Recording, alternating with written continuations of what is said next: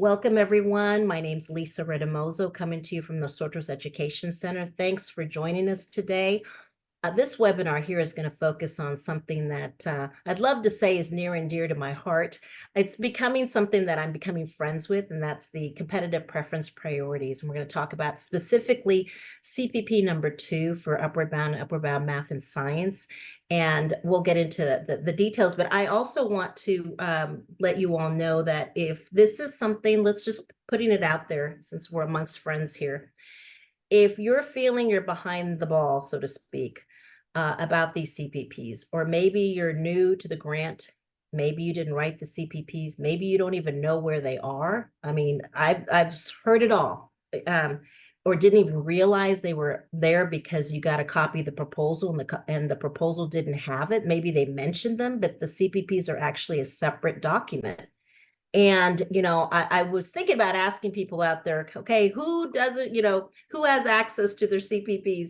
And I thought, you know what, some people may not. So I kind of want to give you an overview before I pass it over to Luis to talk about actually the details on what you could do to make this happen. Let's talk about, why in a little bit, why we have to have it. So I always go back to when I am thinking about something that I've been told that I have to do.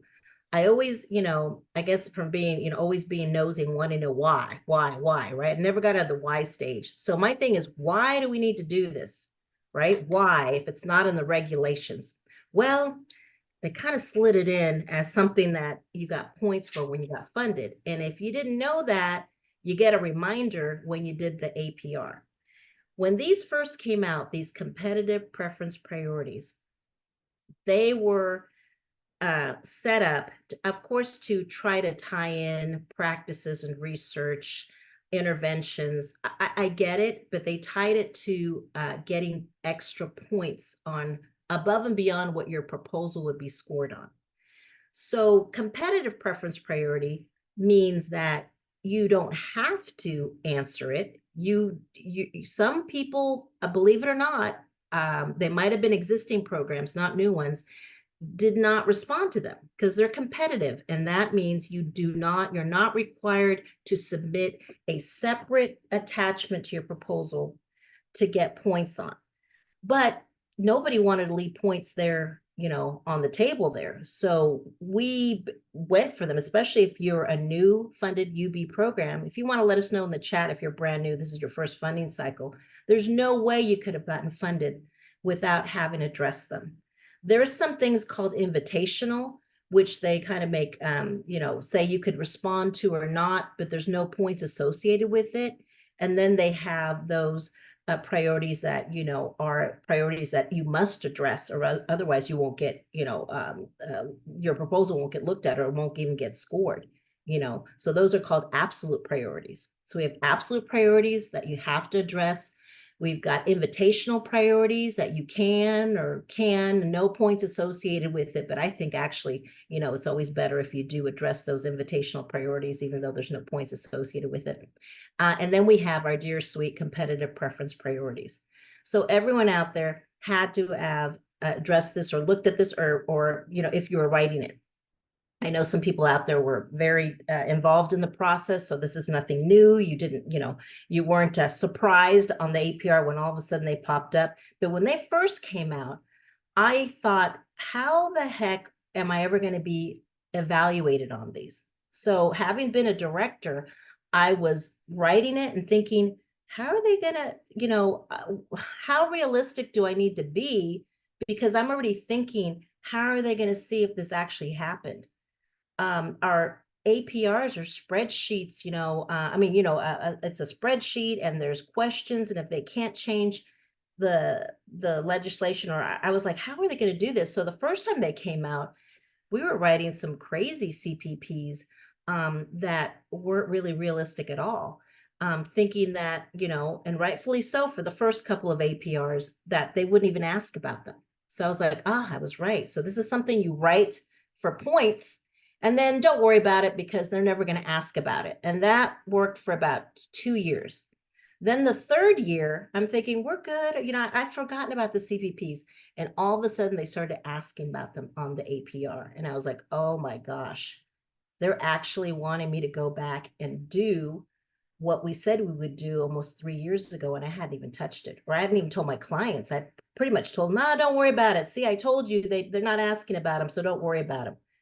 Well, they're asking about it, and I will bring up right now on the screen here in the Google Drive. I went ahead and purposely brought up, and I know you probably don't want to look at this, and let me make sure I'm sharing. You're probably thinking, I did not sign up to look at the APR again, because, you know, that's something I didn't want to deal with. It's over with, but bear with me, because I'm all about, you know, where does it come back to haunt us, so to speak, right? And so here, and you should be able to see my screen, it's in your Google Drive, in case you already burned this and are tired of looking at it.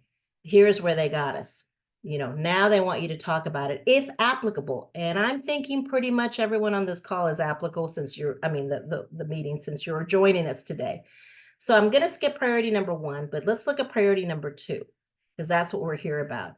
So in the most recent competition, applicants were encouraged, see, it wasn't mandatory, it wasn't an absolute priority, to provide multi-tiered systems of support programming that meets students' social, emotional, and academic needs. Now, the good news is that we were doing this already. We've always been doing this since, you know, the beginning of Upward Bound time. We just didn't know, or we weren't thinking about tracking it because we were so focused on the academics. And now this priority focuses on that. So they're asking, if you receive points on this competitive preference priority, you were required to describe practices used to integrate multi-tiered systems of support programming. We already do that. Your response should explain the benefits achieved through this programming. Responses should include, but not be limited to, enabling health and wellness development, addressing learning barriers in and out of the classroom, and responding to students' needs. Your project received points for this, and therefore you're required to respond yes or no. And then you had to report on this, 500 words or less. So this question here is different from the question that we were asked to answer 2 or 3 years ago when we turned in the competitive preference priority. This one is giving me a little bit more guidance. So what I'm saying is, dust off your current CPP. First step is find it. Number 1, find it. Number 2, read it. Number 3, start going through it and cross out stuff that is impossible to do. Maybe somebody thought it was, or at the time you thought it would happen, but things have changed. When we wrote these competitive preference priorities, and this is multi-tiered systems, so I'm sure we mentioned more than one entity or one thing that we would do. In fact, I think, and I'll be guilty of it too, we went overboard and mentioned a whole bunch of things that we would do at different grade levels. Okay, now's the time to be realistic. And now what you want to do is look at what was funded and start revising it, updating it to make it more for real, more realistic to complete, so that if you might have had a comprehensive system set up, and maybe you did it, you know, maybe you from the get-go had incorporated it as something you were doing already, or maybe you're just realizing, wow, I was just so busy trying to get this program up and running, we haven't done any of this, and now I'm overwhelmed. You still have time before your summer component gets started. Let's assume that you haven't done anything toward it or anything specific. Look at that funded CPP, and I'll show you an example of one that's funded. In fact, it's in the Google Drive, and start paring it down. Do a save as and call it your revised and updated CPP for 23-24, and start modifying it, making it more relevant, making it more realistic, making it more specific, because now you don't have the page limits. And as long as you stay under the spirit of what the competitive preference priority was supposed to do, which is to integrate multi-tiered systems. So maybe instead of 5 or 6 systems, you know, you just have 2, and you do it very well. So be it. So be it. The worst thing to do is to be so overwhelmed of all these things that are there that you don't, or you do some of it, but not very well because you're trying to do all of it. So my thing is all about quality, not quantity. and you're being openly by revising it and saying it's your revised, you're trimming it down, making it better, making it more effective. And you can say due to timing, due to lack in a budget, due to recruitment taking the majority of your time, or that you're focused more on academics. And this is why we pared down what we originally stated. Okay. You can do that. You're not changing the scope. You're not saying I refuse to do it because it was too hard. You're modifying it so that you can do some of it, and some of it well, because now it's not 10 things you have to do. Maybe it's just 2. And when you're thinking about modifying it and updating it and making it more for real, look at these things that they're looking at. Responses should include, not limited. So whatever you got planning, make sure the activities or the curriculum or the workshops that you utilize are going to specifically address health and wellness development, addressing barriers in and out of the classroom, and responding to students' needs. Okay?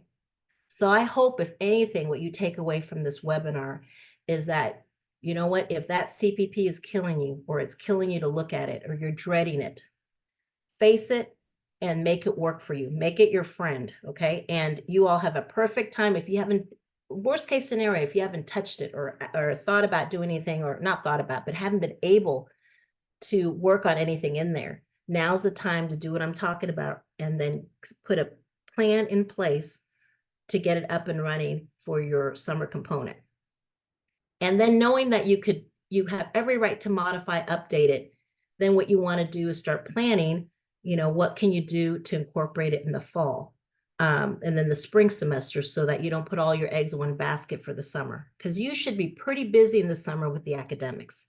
But there's also a way to tie it into maybe a class where you cover that and you cover everybody. And then you could think, well, I covered it then, so now during the school year, I can focus on other things. One of the things that I've found that TRIO and Upward Bound people tend to do is that they try to work on all the objectives and all the CPPs 12 months out of the year, every day. And I'm like, no, you should break it up and focus on certain times of the year to work on some of the objectives that are more appropriate to the timing. Like, we've got a couple objectives that deal with school GPAs. So you would think those would be mostly for the school year. And then we've got objectives on learning on rigorous academic instruction, which would be tied into our summer component. So you're working on that objective during the summer. They complement each other, but don't ever feel you have to be doing instruction and tutoring year round. You could break it up. Just like with the CPP, don't feel that you must, even if it's said you would do it. That's all a plan. It's not, plans are typically changed because stuff happens. So maybe you change it so that you focus on just doing it in the summer, structured, and then not as structured or on demand or as needed during the academic year. Bottom line is, make that CPP work for you, not you working for the CPP. You're already doing some of this stuff. It's just going to be structured. And I know you probably don't want to look at this question now, but look at it now, so it'll make your life a lot easier for 23, 24, and you'll have a better response. So now let me take you through an example of one, if I can get back to where I was. So bear with me. And just show you, just in case some people have said, well, I don't even know what one looks like, what does it look like, this infamous CPP here? And I think you should see this, right? The document. Okay. And let me see if I can make it a little bigger. It's way bigger. Okay. So here's the CPP. So as long as when you make your changes, are they still related to this, meeting students' social, emotional, and academic needs?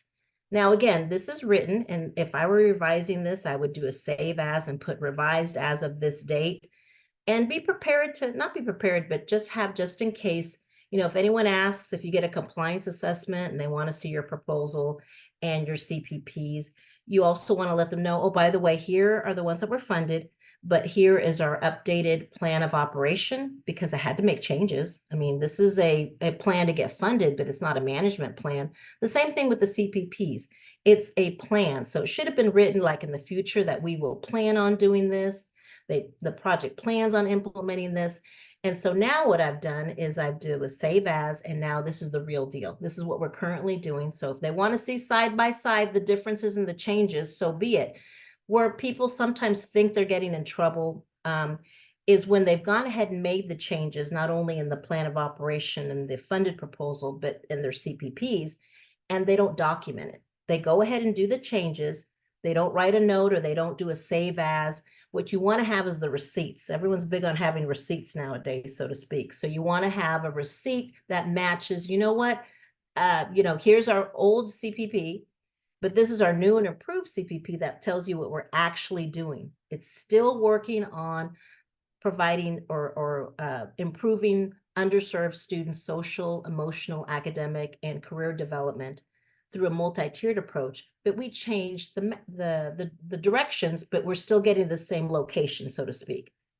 And that's when they have to talk and say, oh, well, yeah, I know. Well, I'm reading this. It doesn't seem to match what you're doing right now.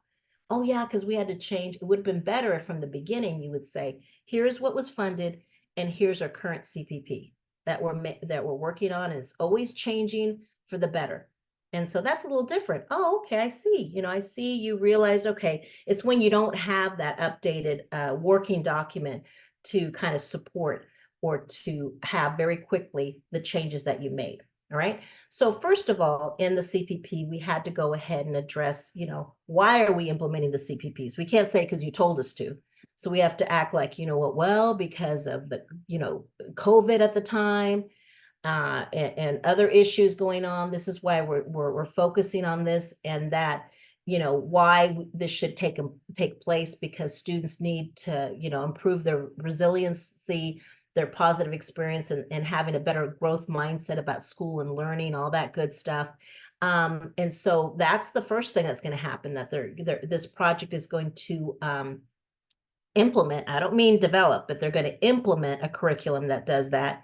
And then the second thing is the staff or the project is going to conduct a series of evidence-based social, emotional activities and information to help students enhance their engagement and social interactions in and out of the classroom. Remember, those are key words because that's exactly what they're asking for in the CPP. The third thing is that they would do a needs assessment ongoing, maybe once a semester or at the end of every year, like a pre and post test, so they can measure the effectiveness. The CPP wanted to, no matter which CPP it was, they wanted to have, they required for you to explain to them how you would measure the impact of you trying to do the CPP, okay? So again, your CPP should have clearly stated, and if it doesn't, then that's where you need to rewrite it. And you could use this as a template because it tells you one sentence on why we're doing this, and then another 3 sentences on how we're going to implement it very quickly, because we only have 3 pages. It doesn't have to be very long. Sometimes we have to make it longer internally, or add links to supplemental documents and timelines and calendars to actually make it happen. But in the first paragraph, you should be able to explain the 3 things, and 2 of them are activities, and the third one is to measure those activities. Okay.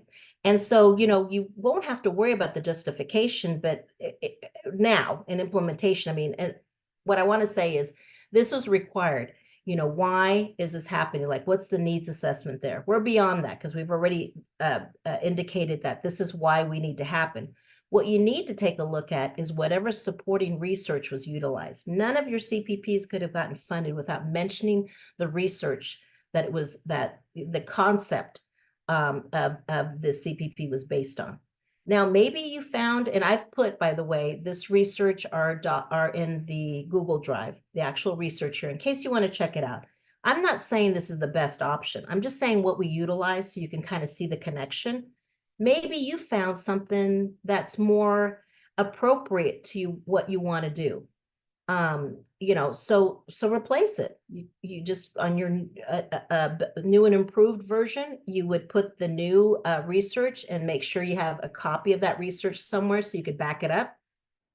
And, a brief overview, which you can pretty much get sometimes from, when they describe the research here and how it ties into, and they actually use the same wording as that, so that I think a lot of people utilize this because this was kind of out there and everyone grabbed onto it. Why not? but maybe you found something since then that is more appropriate. Okay, it doesn't have to be through What Works Clearinghouse. You have a lot more flexibility than before, right? And like I said, in the Google Drive, you have those bits of research. And then here's some more research sources.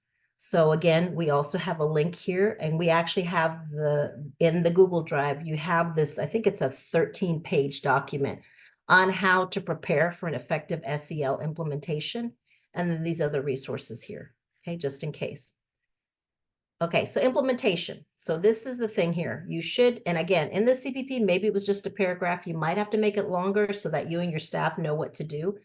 And it basically said that this would be modeled after some of the interventions or a few of the interventions employed in the research studies above. They're going to administer pre and post tests to measure grit, mindset, and emotional intelligence. Then they're going to guide participants. The staff is going to take participants through an in-depth program activities year to year to help them build resiliency and promote healthy development. And then they'll do a post test. And they actually said that students will post test at the end of the 10th grade and 12th grade year. You could modify that. You could say, you know what, we decided to test them at the beginning of the 6 weeks every summer and at the end. That's fine. If you don't want to wait that long, I probably would recommend that if I was rewriting this. I'd say, you know what, let's do this every summer, and let's pre and post test them before that class. Well, let's call it a class. You see, that's a little different, but it's still in the same spirit. You can make those modifications. You just got to write it down. And then talk about a little bit more detail. So what do you do in the classroom? Now, they said during the academic year. What if I decided, oh my gosh, the academic year is almost over? You know what? Why don't we just do a class during the summer? Okay, then you could change that during the summer component. The project's going to implement this type of curriculum during advising sessions, or they could say during a structured course that's part of the Upward Bound electives, or not even an elective, it's a course. And along with their academics, it's a required course in the afternoon. They said 10 sessions. Maybe you stumbled upon something else and maybe there's more sessions. We've got, what, 20 days approximately? Every day could be a session, or maybe there's four or five chapters, whatever. Then there's participants will attend 5 college readiness seminars. That could be changed. What are you going to do out of the classroom? Because remember, that's one of the CPP questions. And they mentioned earlier, this needs to happen in the classroom and out of the classroom. And so here they're trying to use technology. They said they would provide laptops and hotspots. Maybe that can't happen anymore. Maybe they said, can't do that. Or maybe that's happening. So what are you going to do? You've got to pivot and go ahead and do, okay, what else can we do outside of the classroom? And then, this goes on to tell you what learning barriers are addressed, and a little bit more detail about how you would measure the effectiveness of the program. And this says that they would measure at the end of the academic and summer component, but you, again, could tweak it so it just is about at the very beginning and ending of your summer component. And here we have just a sample table. This was just saying at every grade level, what would happen, because there were certain gaps in certain areas. What was the curriculum topic to address learning barriers by grade level? Look at what the 9th and 10th graders got versus, and how they fall under each one of these categories here. How many seminars?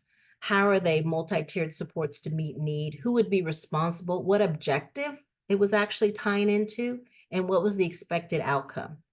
Well, you know what? What if, this is too much? I just started, or I don't think we can do all this in 6 weeks. Well, maybe you could cover these gaps, but maybe you could rewrite that to say, that this will happen during the 6-week summer component.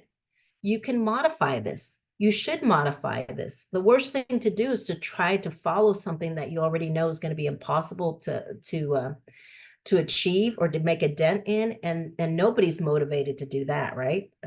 Nobody wants to, no one, I would be dragging myself to try to do something that was like, wow, overwhelming. But what if you looked at this and said, okay, here's in the classroom, out of the classroom.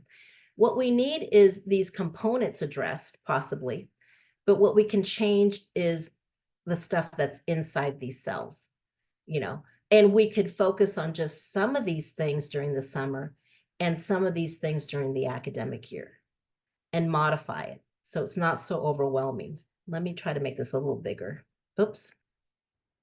I think I did this. Oops. Okay, sorry. Down here where it talks about measurements here, and maybe it's too much to do after each session unless it's a summer component. You can modify that. And then what are the things we're looking for?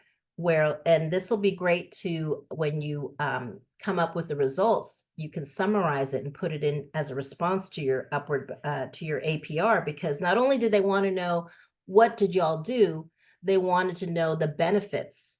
So I saw a lot of people talking about, we did this, this, and this, and this. And when I look at their CPPs or their response on the APR, I said, well, yeah, you told me all this stuff that you did, but you never mentioned the outcome.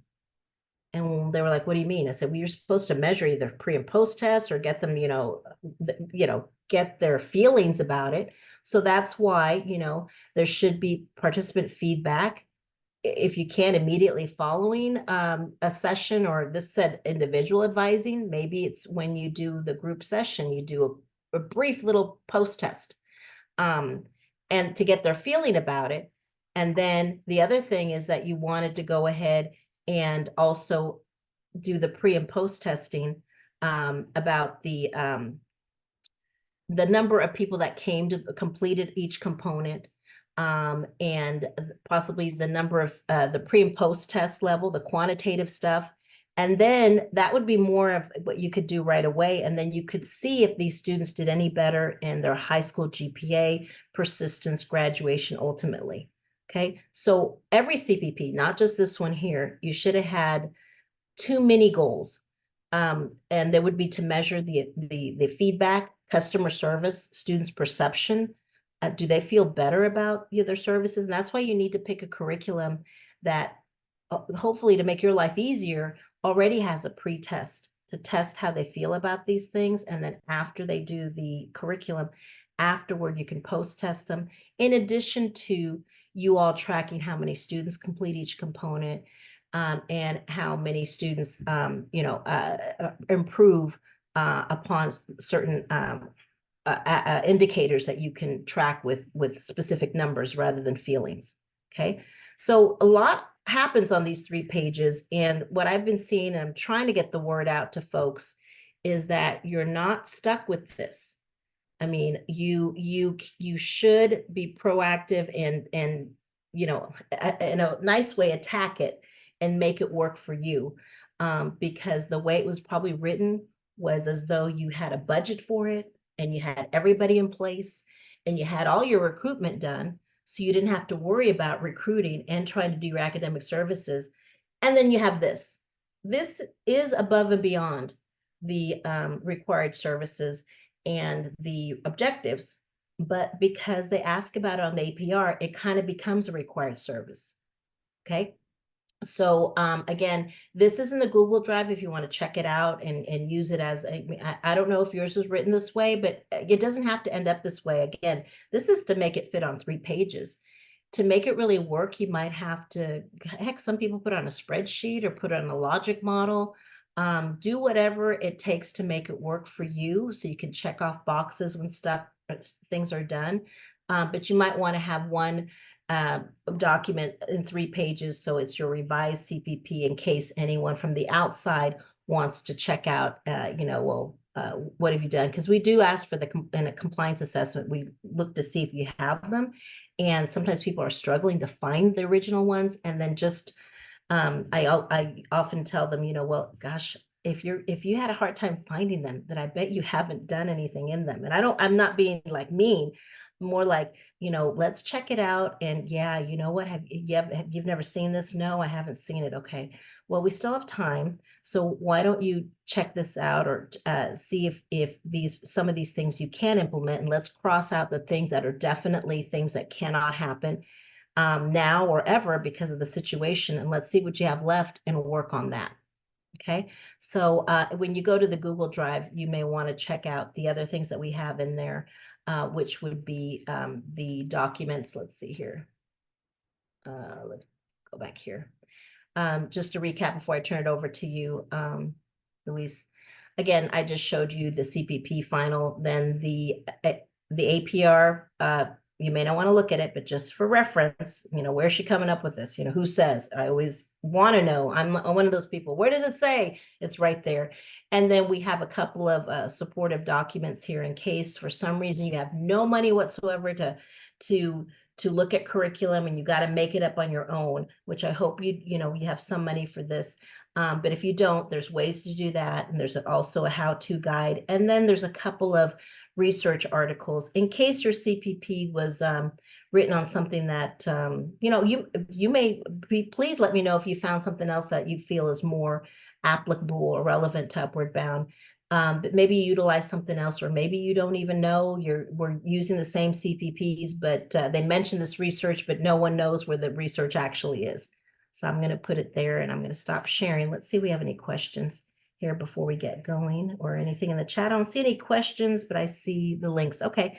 Any questions before we move on to, the details and how to make this happen? Okay. All righty. Okay. So I'll turn it over to you, my friend. If you want. I do know that it was, I believe, B had asked a question earlier. I briefly responded to it. I don't know if you had any thing that you wanted to say, Lisa. Okay, let me see here. What if the organization you were planning to, let me put my video on. Oh, I love this question. Has not been responsive to running the CPP plan and adapting, would it be appropriate to update? Yes, yes, or no longer? Absolutely. You have to move on. You have to move on, unfortunately, right? Things happen like that. So yes, pick someone else. Maybe you have 3 or 4 different things listed there. If that one thing isn't going to happen, then either try to replace it with someone else or focus on the others. You must update the plan, and nothing ever goes to plan. So I can't believe there's anyone out there that is not being forced to rewrite the plan, either completely revamp it or modify some things. But you're absolutely right with your response. Great question. And I hope that's what you take away from this, that you need to go ahead and improve upon that. You're not making your CPP worse. You're making it better. Okay. All right. No, that was a great introduction. Thank you so much, Lisa. Kind of like you mentioned, this is really near and dear to my heart. I think SEL curriculum is sometimes put on the back burner, but I just today want to talk to you about its importance. I want to talk to you about comprehensive curriculum, and I just want to talk about how you can implement that into your programs. Before I get started, a quick introduction. I am the founder and CEO of Pre-Degree Curriculum. We work exclusively with TRIO programs. And I feel like founding this company is just a culmination of my entire educational and career journey. I had the opportunity to be a secondary ELA teacher for 5 years in a Title I school. From there, I earned my master's in school counseling and learned all about TRIO. I had the opportunity to be a talent search director in Beeville, Texas, where we served 671 students across 12 high schools. Then I had the opportunity to become an Upward Bound director on the south side of San Antonio, Texas at Palo Alto College. After that, I founded Pre-Degree, and we've been helping programs ever since. So I'm really excited to try and help out today, give you some of the strategies that I've implemented and used with my own programs and programs that I've worked with afterward. And like I mentioned earlier, Lisa did a fantastic job covering the CPP, meeting students' social, emotional, and academic needs. But when I do see this CPP, I ask myself this question: how do I create a supportive environment that empowers my students for academic achievement and personal growth? And so as we go through this presentation, ask yourself that same question: how are you going to create that supportive environment so that your students can succeed and grow and are ready for their life and academic journey? So one key point that I want to make is that your students will never master social emotional learning. And I think it's because none of us ever master it. It's something that we're all lifelong learners, and we can all improve. It starts at the beginning. So this is my beautiful daughter, Elizabeth. She is 3 years old, and she is just beginning her social emotional learning journey. When she was an infant, she cried at any sign of discomfort. But now she's learning to identify her emotions. She, thank you, Lorraine. She will tell you, I am mad. And we try to create a supportive environment. When her emotions are too big, we tell her just breathe, and she'll take deep breaths, and I think it helps calm her down. Um, but we just do our best to model appropriate behavior, help her to learn valuable skills like communication and listening. Um, Thanks, Lisa. And we're getting her started. But it's the same thing with your students, right? Essentially, they're just big 3-year-olds who have to regulate their own emotions, who have to deal with other scenarios like maybe school, work, friends, hormones, family, and peer expectations. So we want to foster their emotional intelligence and help them to continue to develop these lifelong skills. So for those of you who are new to SEL, who are new to TRIO, I do want to break down social emotional learning because I think just having a really good understanding of it can help you incorporate that into your programs. So social emotional learning um, is an educational approach that involves the development of essential emotional, interpersonal, relationship, and decision-making skills. A lot of people look at social emotional learning or look at their CPP and think, okay, I have to help students socially, I have to help them emotionally, and then I have to help them reach their academic goals. The truth is they're intertwined. Emotional literacy can help students excel socially, which then makes academic achievement and personal growth possible. So we always want to look at it from that perspective, right? If you look at the pyramid, emotional literacy is number one.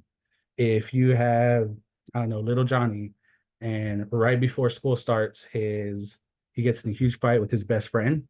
If he doesn't know how to regulate his emotions, he could blow up during his group project in the next class period, right? And then not even care about his academic success. So we want to start at the base. We want to make sure that our students have the tools necessary, again, to become emotionally literate so that they can excel socially, academically, in high school and college and in life. If you read literature, social emotional learning is often divided into either 4 or 5 categories. At pre-degree, we divide it into 4 categories: self-awareness, self-management, social awareness, and relationship skills. And that 5th pillar that we think is, again, intertwined to all of them is responsible decision-making skills.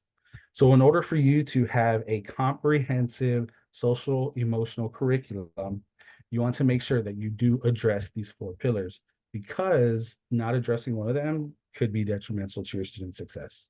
If they really struggle with self-awareness, if they can't identify their strengths, their emotions, they're not going to be able to manage those strengths and emotions and so on and so forth. So it's really important that you do your best to address all of these. And there's so many topics that are that fit within all of them. Some of the topics that you could cover within your program to make sure your students are successful, things like, am I taking on too much? Emotional intelligence and regulation, perseverance, when you're feeling down, goal setting, organization skills, time management, dealing with stress, self-care, peer pressure, digital citizenship, resilience, good character, being a leader, being a good team member. A lot of topics, I think, that contribute to your student success that fall within the umbrella of social emotional learning. So just to go through them, I kind of want to talk about each one, why they're important, and what this can look like for you and your program and for your students. So self-awareness is the ability to accurately recognize and understand your emotions, thoughts, and behaviors. This is the foundation of social emotional learning. You have to be, like I mentioned, aware of your emotions, your strengths, your weaknesses, your thoughts, and your values to help you navigate difficult situations, make responsible decisions, and form positive relationships. It all starts with self-awareness. Now, how can you implement this? So what does this look like in your program? Well, anytime that you are giving a lesson, because you could give lessons on these specific topics.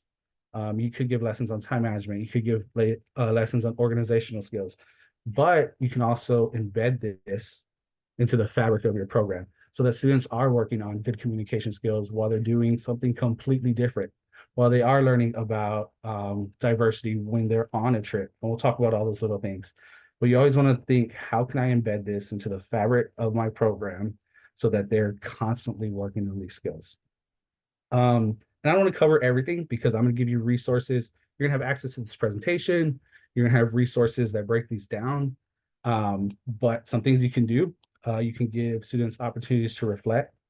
Um, at pre-degree, we're huge on self-evaluations. You want to make sure that students are constantly evaluating themselves just to see where they land on certain topics and in certain areas of their educational journey.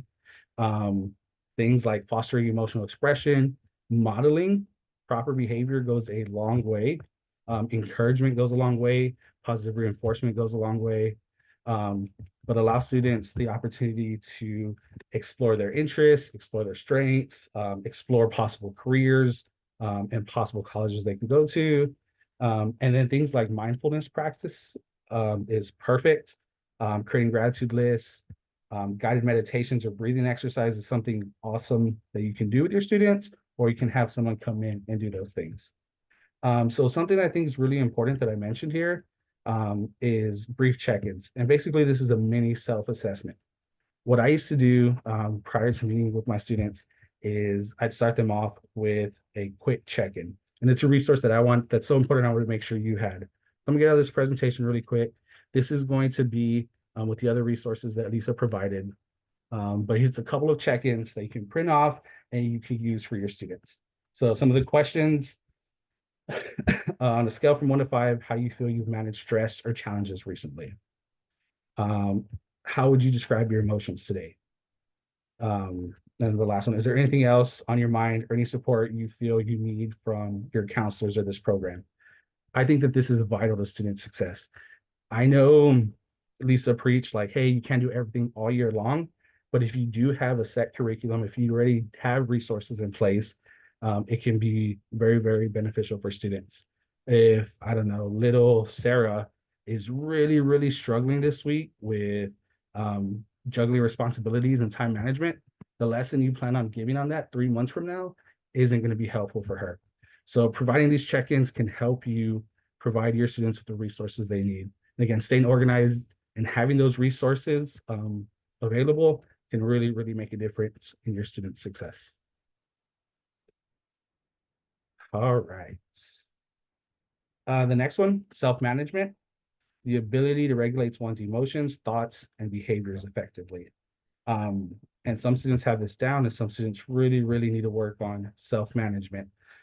It can help you create positive and productive responses to stressors, help you make intentional choices, help you maintain a sense of balance, and foster resilience, which we know is necessary when students are trying to be successful in high school and in college.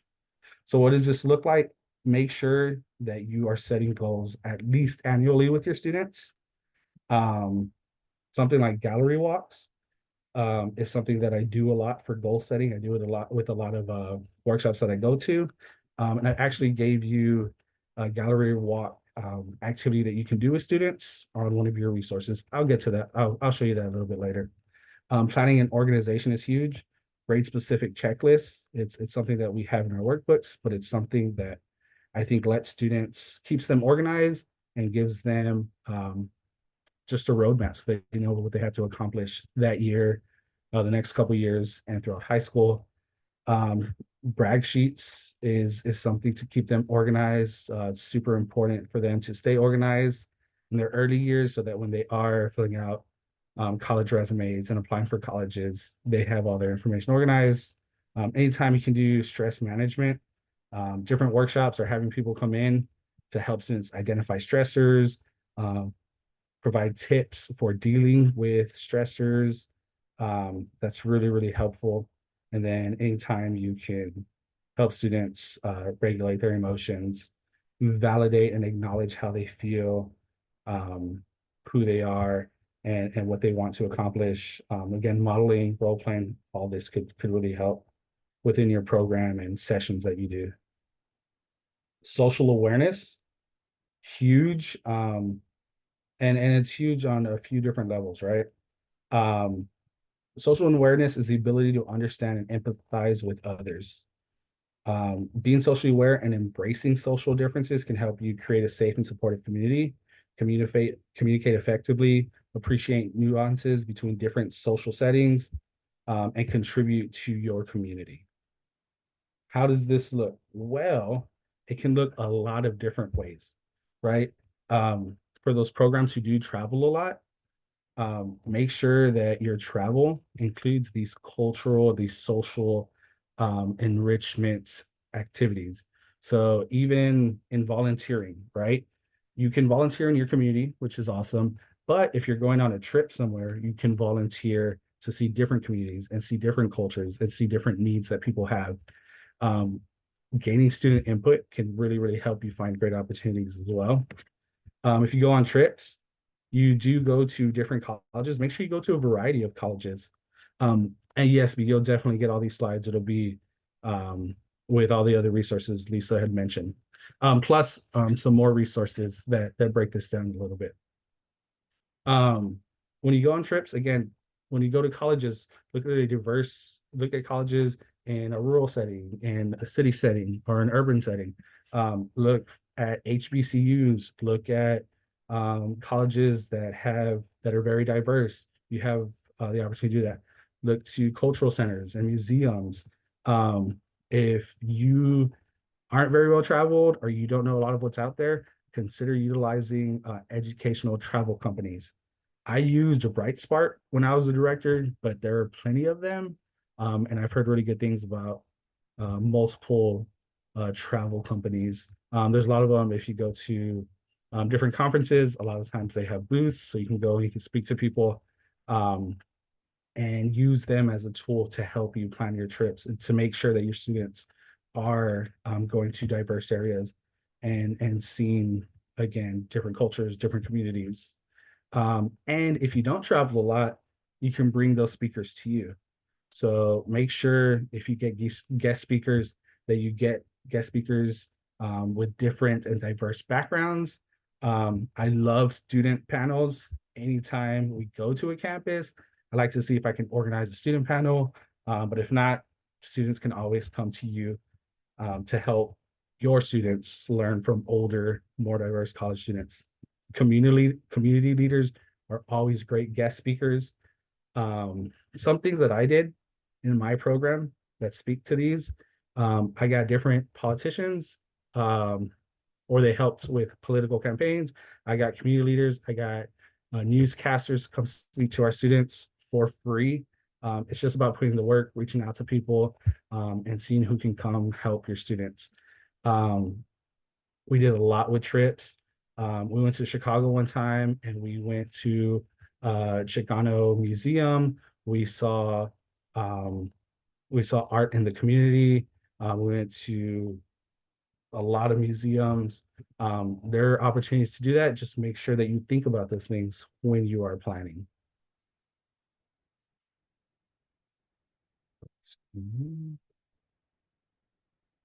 Um, and then finally, we have relationship skills, the ability to maintain positive and meaningful connections with others.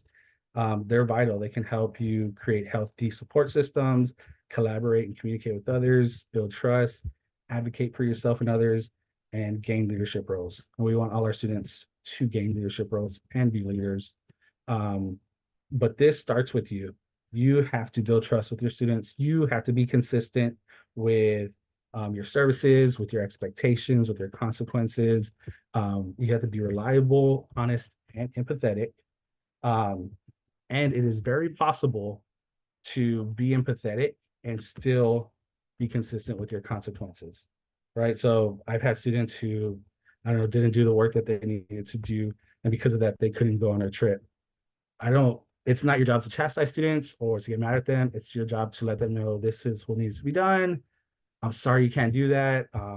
But I have 80 other students who did the work and who really want to take advantage of this opportunity too. I know you have a lot going on. Is there anything that the program can help you with, so that the next time we do have expectations, you go on the trip too, because we want you there. Team building activities are a whole lot of fun. There are plenty of places you can go to. There are team building sessions. There are like escape rooms. There's a lot of cool activities you can do with your students. The human knot is just a super basic one that you can do with your students to encourage team building, scavenger hunts, obstacle courses. Be sure to implement that within your program because team building is super important. Opportunities for students to talk and collaborate and again, create that support system with amongst their peers within your programs. One big problem that we had is when I was in Upper Bound, we serviced 4 high schools. And essentially, especially at the beginning of years, we had 4 different cliques. So you want to make sure that students get friends outside of just their core group, just outside of their school, because you want them excited to come to your program to see kids from other schools, to create, again, like I said, that support system and to practice those skills of collaborating, of talking, of communicating, because it's a skill that they're going to need when they do get into college and beyond. Support systems, we do a lot of peer mentoring. We did that with our bridge program for students who, again, are going to college. We did that with seniors and freshmen. So that's something, again, you can always incorporate. Once you organize it, a lot of times the students take care of it. They put a lot of that work in. There's a lot of growth that's happening just because you designed it and set it up. So as we go back to this question, how do we create a supportive environment that empowers my students for academic achievement and growth? I gave you some tips, kind of show you what it looked like. One resource that I want to give you that I kind of kept referring back to is this. So it breaks down strategies for implementing SEL within your program. It's a lot of what we talked about. It's additional strategies, but it's something that you can utilize and you can use. I don't want to go through everything. I'll just hit the key points. Model desired skills and behavior, provide opportunities for skill development, intentional travel, celebrate diversity and inclusion, create a distraction-free, safe, and comfortable environment, provide opportunities to hear from students, and maintain a positive and open relationship with parents and schools. Here are some topics within each category, and I have at least one activity that you can do in each category. So for self-awareness, it's the check-in that I discussed with you that you can just print off.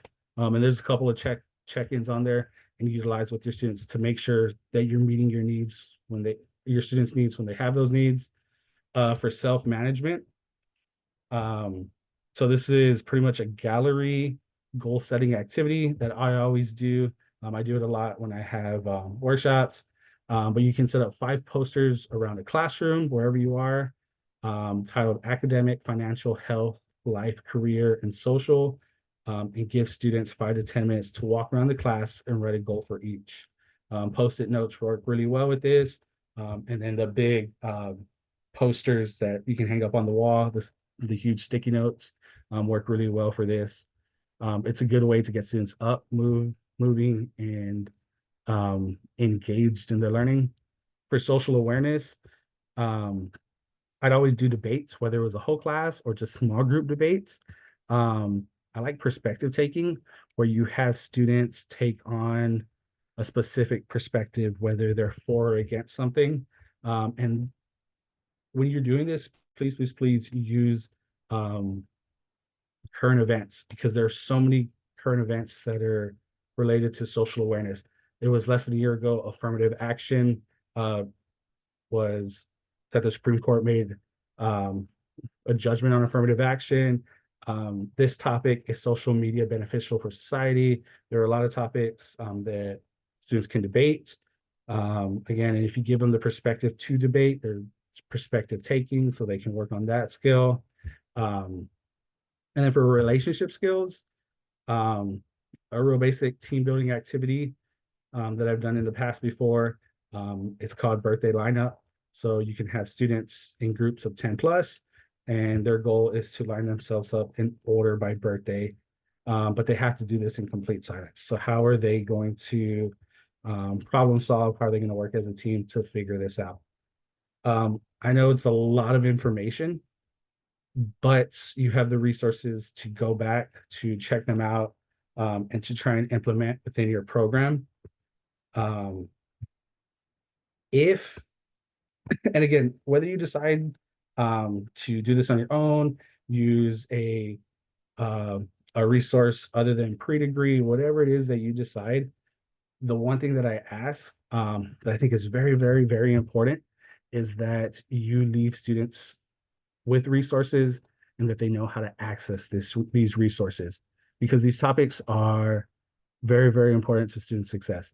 And just because you talk about, I don't know, self-care or peer pressure during an academic Saturday, it might be a month, 2 month, a year, 2, 3 years later that the student actually encounters this. So what's very, very important is that students know where they can go to access these resources, because in their mind, they might say, oh, we went over that. But what were all the tips? What were all the strategies? What are things that I can do when I can encounter this? Awesome. Thank you so much.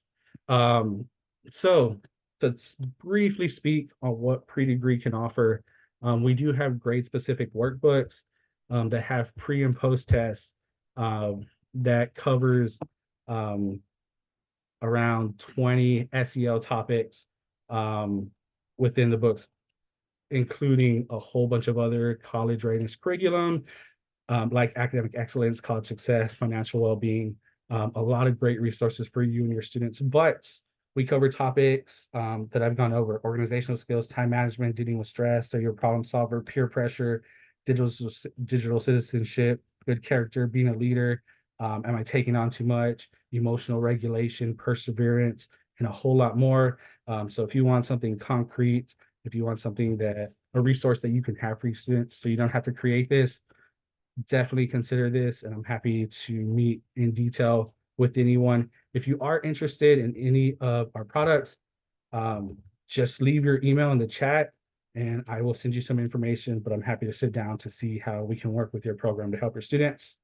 We also have a lesson library. Um, and I really wanted to bring this up because if you are teaching a class, we do have lots of lessons. Um, it's presentations already created for you that cover a myriad of topics. There are some SEL, but it's not all SEL content. You can check that out on my website.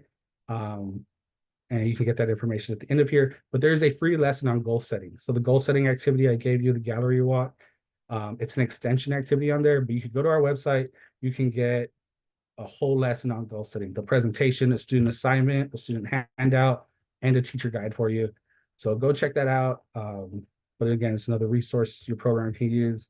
And then lastly, if you want someone to come in to provide a hands-on workshop, then I am happy, pre-degree is happy to do that for you.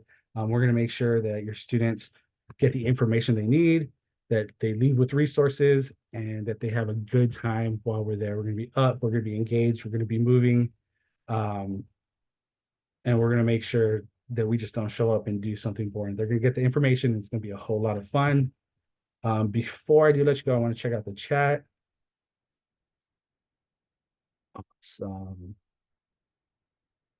No, but thank you so much. I know I gave you so much information, but I hope that you can at least take 1, 2, 3 things to take back with your program. Please get back on the Google Drive. I'm happy to give these free resources to you. I know that you can implement them in your program, and I know they can be beneficial to students. But thank you so much for your time, and I really appreciate it. Any questions before I go? Anyone have any questions? You've got some chats that you want to probably take a look at, Luis. If you're still, thank you all. Also, immediately after, or give me about 10 minutes, I bet I'll be able to upload these slides up to the Google Drive. Or if you want to wait until, thanks, Eileen. If you want to wait until you get the follow-up Zoom link, it'll have the link to the Google Drive, which will have these contents, and also we're going to do a post on the NEC website that will also give you access to that. And bottom line is, also I think Louise can help you all prepare a 6-week class. And I'm all for that. I've had, Louise, I've got to do this during the 6 weeks. Can you prepare something, or what would you recommend that I do so I can cover that? But the main thing that we wanted to cover with y'all is, about you got to do the CPP, right? You got points for it, and then they're asking about it on the APR. Whether you love it, hate it, got to do it. My thing was revise it, review it, revise it, refine it, make it better. Remember, make it work for you, not you work for it. And then on the resources, on the details, do you have the time to pull this together? It's some fun stuff. I wish I had the time to pull it together, Luis. I wish that's all I had to worry about, but it's not. So, that's why you go with, people that specialize, or at least can get these resources together so that you can see them and get them there, because you all do not have the time. I'm sure you have the ability, but you just don't have the time, right? And that's why you want to, outsource it whenever you can. And if you're able to do that, there are allowable costs as well. So anyway, I just want to thank everyone for joining us. Thank you, Louise, so much. Thank you, Donna, always there helping and putting websites. And I know if you want to grab the screenshots for that, but even if you're thinking about, later on, if you want to contact Luis and talk to him separately, or let him know your information, we still have time to get something up and running for your summer component for sure. Or maybe you've got it all planned out. You're sitting pretty. You want to maybe start something for the next year, because we still have 3 or 4 more years on these CPPs until they switch around again. But it's good stuff, right? Even if they change the CPP focus, it's something that ties in, that we've been, like I said, doing a lot informally, and now it's just more structured. Right. So thank you all so much for joining us. I don't see any Q&A, but Louise, thank you so much. Every time you present, I learn something. I'm so glad that I can collaborate with folks like you, because this is not my expertise. I lack in this. I need some social awareness, and I need some of this myself, obviously, self-regulating, things like that. So it's so nice to, be reminded of these important concepts and components that when I was a director, because we weren't forced to, look at it, we were doing it by accident or dealing on it as a case by case when it flared up. But this way we can be, in a way, forced to be proactive and kind of set that foundation with our 9th graders and moving up, so that we can do everything we can to help in these areas. Thank you all so much. Have a great rest of your week. One more day. Luis, we'll see you tomorrow. We talk to Talent Search, right? Sounds great. I'm excited. Thank you all so much. Hey. Bye-bye.